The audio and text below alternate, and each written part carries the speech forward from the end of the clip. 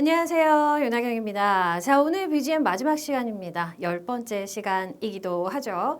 자, 지난 시간 말씀드린 대로 우리가 오늘 만나볼 내용은요. 우리말과 영어의 차이점인데 사실 우리말과 영어의 차이점을 얘기하자고 하면 굉장히 많은 이야기들을 할 수 있습니다. 근데 그 중에서 우리가 시험 영어에서 반드시 꼭 알고 있어야 되는 부분들, 이런 부분들 중심으로 4가지 살펴볼 건데요. 첫 번째가 바로 단어를 어떻게 구분하느냐 라는 거고요. 자, 두 번째로 볼 거는 음절 단위가 우리말과 영어는 어떤 차이가 있느냐. 사실 어법 수업을 듣다 보면 이게 몇 음절짜리 단어다. 뭐 이런 말도 많이 나오잖아요. 근데 우리가 인식하는 음절과 좀 다른 느낌 여러분 받으셨을까요? 다르기 때문에 받으신 겁니다. 어순 다릅니다. 사실 저 어순이 다르다는 거는 대부분 많이 알고 계시는 부분이기도 한데 어떻게 다른지 그리고 주의해야 할 부분이 그 안에 있기 때문에 그거 한번 살펴보고요. 그리고 마지막으로 시제 표현이 다른데 자, 이 마지막 시제 표현 같은 경우는 여러분 서술형에서도 굉장히 주의 깊게 살펴보셔야 되는 부분이고요. 우리말의 어떤 구조 자체가 우리가 우리말을 너무나 유창하게 쓰고 있기 때문에 사실 인식하지 못했던 부분들이 있거든요.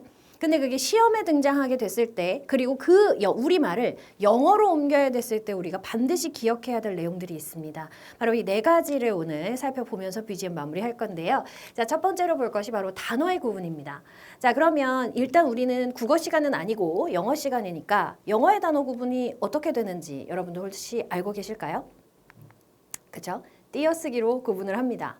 자, 이 띄어쓰기로 구분한다라는 게 뭐 그렇게 중요해서 그러냐? 중요합니다. 왜? 이거 띄어쓰기 제대로 안 하면 단어를 제대로 못 쓴 게 되니까요. 자, 우리말은 그러면 띄어쓰기 구분이 아니냐? 우리말은 어절 단위로 구분을 하는데 갑자기 어려워졌죠. 이 영어보다 우리말이 엄청 어려워요. 그래서 사실 우리는 이 띄어쓰기 그녀는 매일 영어 공부를 한다 이렇게 되어 있잖아요. 그녀는 이 안에 단어는 그녀라는 거죠. 네, 뭐 조사는 단어로 치지 않는 뭐 이런. 하여튼 뭐 그렇습니다. 밖에 비가 내리고 있어. 이것은 어절 단위로 우리가 띄어쓰기를 하는 거다라고 이야기를 하는데요. 자, 영어는 띄어쓰기 했다. 그러면 단어입니다. 자, 그리고 우리말과 정말 아주 극명한 특징이 보이는 게 이런 부분인데, 자, 그녀는 이잖아요. 그러니까 주격 조사를 써줌으로써 이 그녀는이라는 애가 어디가 있든지 간에 제가 주어인 걸 우리는 알 수 있어요. 그쵸. 근데 영어는 주격 인칭 대명사를 주어 자리에 써줘야 된다. 라는 거죠. 그래서 영어는 위치 찾기다라고도 해요. 내 말이에요. 영어는 올바른 형태의 단어를 올바른 위치에 써주는 거 그게 어법의 시작이자 끝이거든요. 그래서 얘네들도 마찬가지인데 자, 그러면 여기서 띄어쓰기를 안 하면 어떻게 되냐. 대표적으로 요 단어가 있어요. every day. 그러면 매일이라는 뜻이잖아요. 요거를 붙여서 쓰면 매일매일의, 일상의 라는 뜻이 돼요. 또 우리말과 또 다른 게 우리는 밖에라고 했을 때 뭐뭐에 어디에 뭐뭐의 이렇게 했을 때 저렇게 한 단어로 처리되는 이런 부분들도 있지만 전치사와 명사를 함께 써야 되는 부분도 있거든요. 자, 그러면 이 띄어쓰기 단어 구분이 이런 의미상으로만 중요하냐? 그렇지 않습니다. 자, 여러분 시험을 보시다 보면 몇 단어로 쓰세요라는 게 있죠. 그럼 그 몇 단어를 지켜줘야 되는데 그 안에서 내가 이런 걸 쓴 거야. 밖에 비가 내리고 있어를 하나, 둘, 세 단어로 쓰라고 했어. 아니면 빈칸이 3개고 한 칸에 한 단어만 쓰라고 한 거야. It is raining outside. 이렇게 쓰려고 하니까 뭐야? 아니 하나가 모자라네? 그럼 줄여서 쓰란 얘기고요. 그쵸? out과 side 떨어서 쓰면 다 다른 말이 됩니다. 이런 거. 요런 데서 주의를 많이 해주셔야 되는 부분이에요. 기본적으로 서술형에서 꼭 지켜주셔야 되는 부분이고요. 자, 두 번째는 음절 단위. 요거는 우리가 어법을 이야기할 때 뭐 몇 음절짜리 단어다 이런 얘기 되게 많이 하잖아요. 그리고 듣기에서도 이게 음절 단위로 뭐가 이렇게 돼 뭐 이런 얘기도 많이 하는데 그렇다면 우리말과 영어는 음절 단위를 세는 게 다르기 때문에 요걸 써놨냐? 그렇겠죠? 네. 자, 모음 발음이 중심으로 가는 영어와는 다르게 우리말은 한 글자 한 글자가 전부 다 음절을 가지고 있어요. 왜요? 우리는 이렇게 초성, 중성, 종성 막 이렇게 해가지고 모음이 하나씩 다 박혀 있잖아요. 글자 하나하나에. 우리 세종대왕님께서 그렇게 만드셨어요. 그래서 글자를 구성하려면 일단 자음과 모음이 하나씩은 들어가 있어야 이거를 글자라고 할 수 있다는 얘기죠. 자, 근데 영어에서는 모음 발음이 들어가 있어야 그게 음절 하나 이렇게 칩니다. 자, 그러면 여러분 She studies English every day. 해볼게요. She 이거는 이름절인 거 알겠죠? 우리말로도 한 글자니까, 그치? 자, 근데 English 더합니다. 봐, English 3절 아니고요. English 이음절입니다. 그래서 이음절 이상의 단어, 뭐 3음절 이상의 단어, 뭐 요런 말이 나왔을 때 모음 음가를 가지고 세시면 돼요. 요렇게 여기까지는 비교적 괜찮죠, 여러분? 네, 그렇습니다. 자, 어순도 우리 아까 시작하면서 어순이 다른 거는 뭐 잘 알고 있지. 맞아요, 잘 알고 계세요. 그런데 이게 시험용으로 딱 들어가게 되면 이거 맞나? 이렇게 된단 말이에요. 자, 어떤 어순을 우리가 주의해야 되는지 한번 보면요. 주어와 동사의 거리.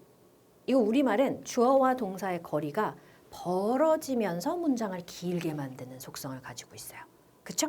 근데 영어는 앞에서 주어 동사 빡 때려주고 그 뒤로 접속사, 주어 동사, 접속사, 주어 동사 이런 식으로 붙어요. 우리말은 접속사도 없어. 종속 접속사 개념이 없어요, 우리말은. 그래서 영어에서는요, 쭉 이렇게 종속 접속사를 연결해서 우리 문장을 길게 만들 수 있다라고 지난 시간에 이야기했었잖아요. 충돌 불가의 법칙에서. 자, 근데 우리말 한번 볼게요. 우리 지난 시간에 봤던 문장인데 우리는 그날 매우 피곤했음에도 불구하고 교통체증을 피하기 위해 일찍 떠났다. 여긴 접속사가 하나도 없습니다. 우리말은 문장과 문장의 의미를 이어주는 접속사가 있을 뿐이지 문장 안에서 종속 접속사 따위가 뭔가를 해줄 수는 없어요. 자, 요것도 마찬가지예요. 우리 부모님께서 집에 오셨을 때, 자, 뭐뭐 할 때라고 하면 우리가 영어를 떠올리면 접속사를 떠올리지만 우리말에서는 이게 접속사가 아니라니까요. 자, 그러면 영어로는 어떻게 표현합니까? 자, 우리는 그날 매우 피곤했음에도 불구하고 교통체증을 피하기 위해 일찍 떠났다. 이거 어떻게 썼었죠? 자, 우리는 먼저 쓰고요. 떠났다 이렇게 됐어요. 일찍. 요게 앞부분에 나와 있죠. 왜 일찍 떠났는지 so that 이라는 접속사를 통해서 we could avoid traffic 이렇게 써줬고요.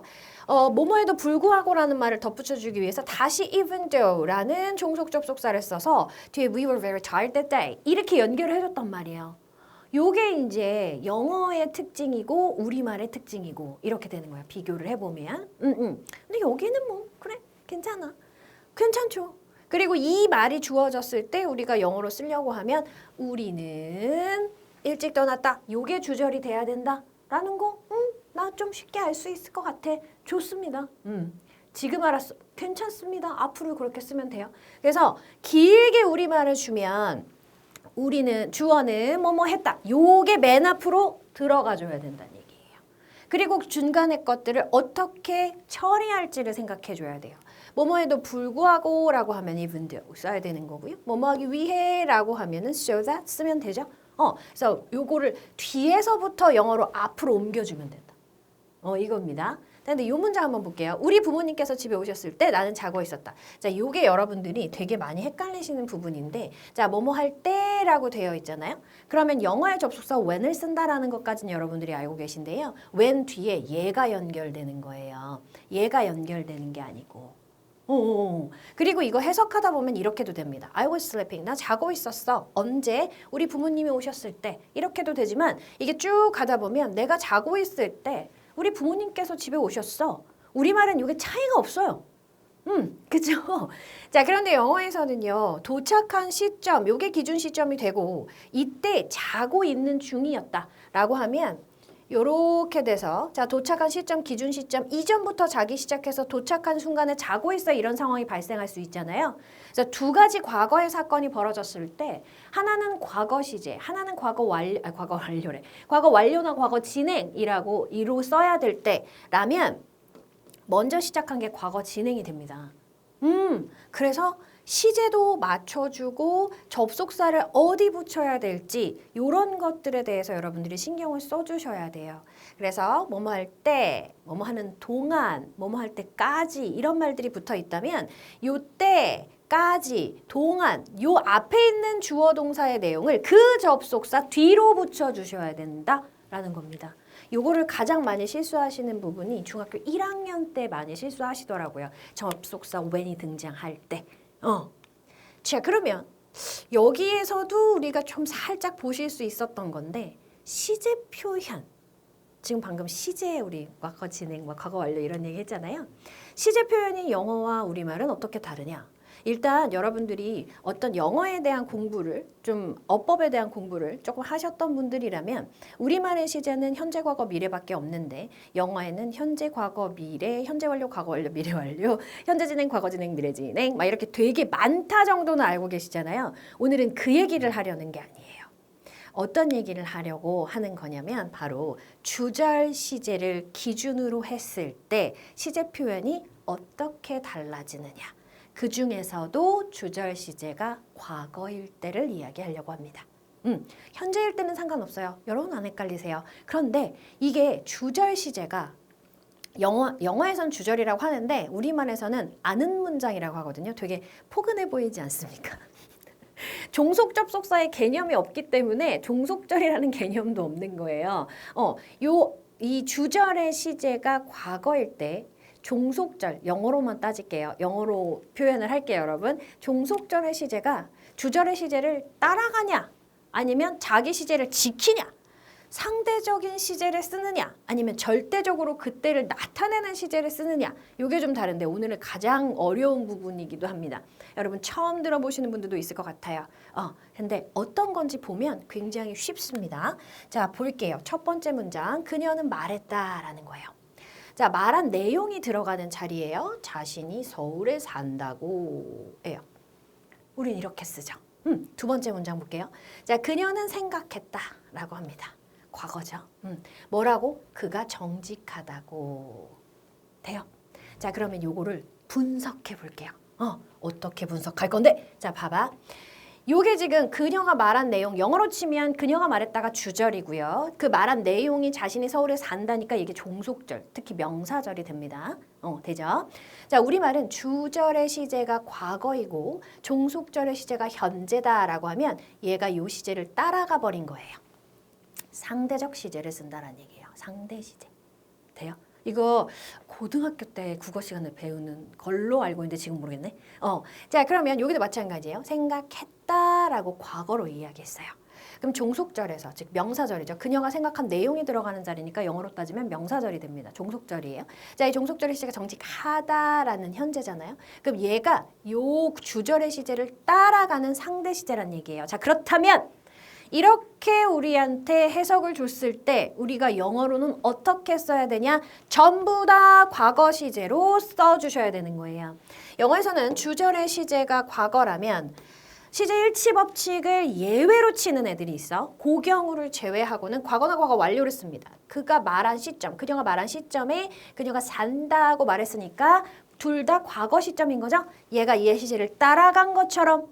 하지만 우리말에서는 이렇게 현재 시제를 써서 종속절의 시제가 주절의 시제를 따라가는 형태를 쓰지만 영어에서는 절대적으로 그때 나타내는 그 시제를 곧대로 써줘야 된다는 얘기예요.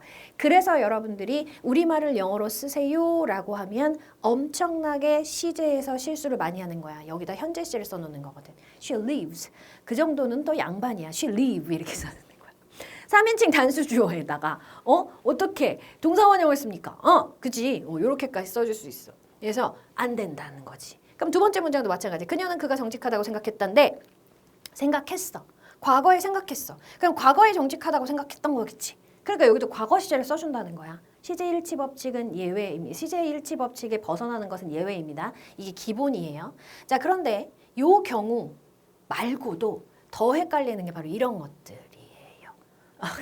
형용사절이나 부사절이 들어가 있는 경우가 있어요.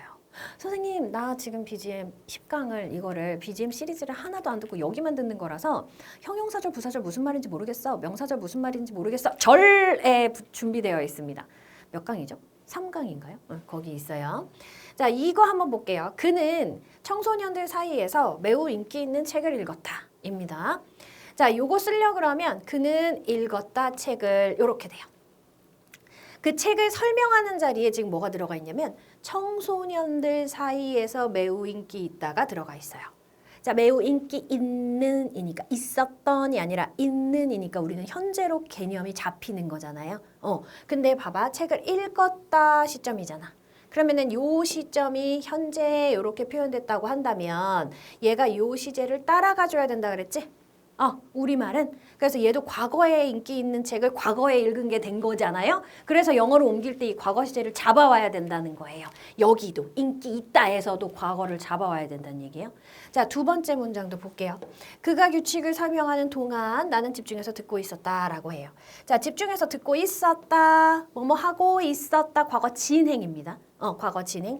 자, 그런데 설명하는 것도 설명하는이라고 했지만 우리말은 이렇게 쓰지만 영어에서는 이 과거 시점에 듣고 있었기 때문에 설명을 언제 한 거예요? 과거 시점에 한 게 됩니다.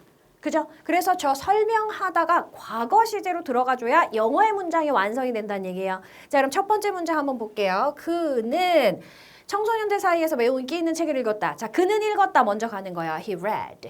뭐를? A book. 책을. 근데 그 책이 무슨 책이냐면 that was very popular among teenagers 이렇게 되어 있죠. 자, 여기에 주의할 것이 바로 이 was라는 겁니다. is가 아니라는 거예요. 근데 내가 그런 얘기 했잖아. 시제 일치 법칙에 예외가 되는 경우가 있다라고 했죠. 만약에 이게 지금도 인기가 있다라는 게 글의 흐름상 밝혀지면 is를 써도 되는데 그건 예외예요. 기본적으로는 이렇게 쓰셔야 된다는 얘기예요. 혹시 나 그거 아닌 거 봤는데 하실까봐 말씀드리는 거예요. 자, 그럼 두 번째 문장 역시 마찬가지입니다. I was listening. 내가 듣고 있었어. 과거 시점에 하고 있던 일을 썼단 말이야. 자, 뭐 하는 동안 듣고 있었어? 그가 설명하는 동안이에요. 과거로 처리를 해주셔야 된다는 얘기예요. 왜? 듣고 있었던 시점에 설명을 했을 테니까 같은 시점에 벌어진 일이다라는 거야. 그걸 우리말은 주절의 시제에 맞춰서 여길 현재 시제로 써서 따라가는 상대 시제를 쓰고 영어에서는 그 일이 일어났던 시제를 곧대로 쓰는 절대적인 시제를 쓴다. 뭐 절대 시제란 말이 있는 건 아니에요. 근데 그렇게 쓴다라는 이야기입니다. 되실까요? 이게 바로 영어와 우리말의 차이 중에서도 우리가 입시 영어, 시험 영어를 공부할 때 여러분들이 기본적으로 갖고 계시면 굉장히 도움이 많이 되실 내용입니다. 실제로 현장에서는 선생님이 영작 부분에서 이런 부분들 그리고 우리 내신 범위 안에서 이런 해석이 나오는 문장이 있으면 굉장히 강조해서 연습을 시켜 보내는 부분이에요. 그러니까 여러분도 잘 기억하고 계셔야 합니다. 자, 그래서 BGM Background Grammar 오늘 마지막 시간 10번째 강의는 우리말과 영어의 차이, 입시, 시험 영어를 중심으로 4가지 살펴봤습니다. 자, 여러분 이제 제가 처음 준비할 때는 한 7강 정도로 계획을 세웠다가 중간중간에 이거를 한 번에 다루면 좀 힘들 것 같다 라거나 아니면 이 부분은 꼭 BGM에서 다뤄드리고 싶다 라는 부분을 추가하다 보니 10강으로 마무리가 되었습니다. 여러분이 앞으로 영어 공부를 하시면서 기본적인 부분에 있어서 뭔가 비어있는 것들이 있다 라고 했을 때 도움이 많이 되셨으면 좋겠고요. 자, 그리고 이 BGM 같은 경우는 뭐 한 번 듣는다고 우리가 또 되게 막 기억나진 않아요. 그래서 반복적으로 보시면서 이게 이런 거였구나. BGM에서 얘기한 게 여기서 이렇게 적용되는구나 라고 해서 여러분의 실력에 탄탄한 베이스가 되기를 바랍니다. 자, 여러분 고생 많으셨고요. 지금까지 윤하경이었습니다. 전 새로운 시리즈로 여러분 계속해서 만나도록 하겠습니다.